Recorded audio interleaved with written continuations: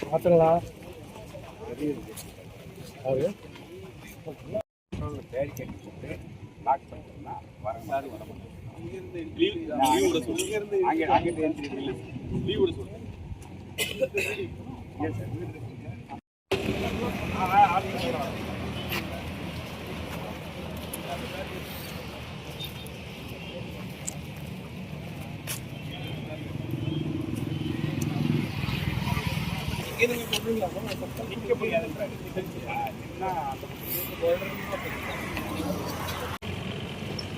எல்லாத்தையும் சொல்லிடுறேன், போட சொல்லியிருக்கேன். வந்துச்சுண்ணா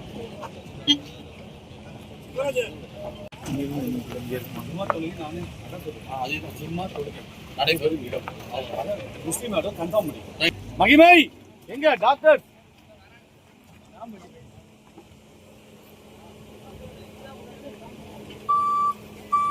ஓரம் வந்துடலாம்ப்பா. அவங்க டாக்டர் தூக்கிட்டோம், நம்மள இந்த பக்கம் வந்துருவோம். சார் ஒரு நிமிஷம் போய் வித்தியாசம் வண்டியில இருந்தா எடுத்து போட்டுவாங்க. போட்டு வண்டியில் இருந்தா இப்போ இந்த டிரைவர் வந்து இந்த வண்டியில் இருப்பாங்க. ஓகே தம்பி கொஞ்சம் இப்படி தள்ளி ஓகே. மெயின் வந்து முன்னாடி வந்து இபி இது மாதிரி, ஸோ அதனால் நம்ம அங்கே வெண்டிலேட்டர் கேஸ் ரொம்ப முடியாதுன்னா அங்கே ஃபிட் பண்ணி கூட அங்கே நாம் வந்து ஃபுல்லாக எமர்ஜென்சி கேஸ் வந்து டோட்டல் டாக்டர் தான் பேர் வந்து 6 பேர் போனால் நம்ம ஸ்டாஃப் வந்து கொஞ்சம் 10 பேர் தான்.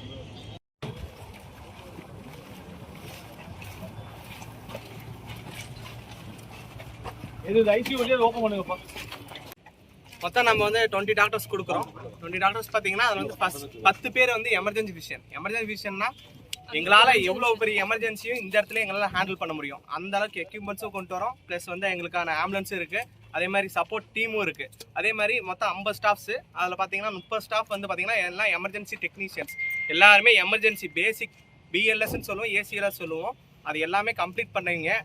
அதை so they know how to handle in emergency. அதனால் எமர்ஜென்சியில் அவங்களுக்கு எப்படி ஹேண்டில் பண்ணணும் அப்படிங்கிறது கிளியராக தெரியும். அதே மாதிரி ஆம்புலன்ஸு நாங்கள் 2 தனியாக சப்போர்ட் டீம் கொடுக்குறோம்.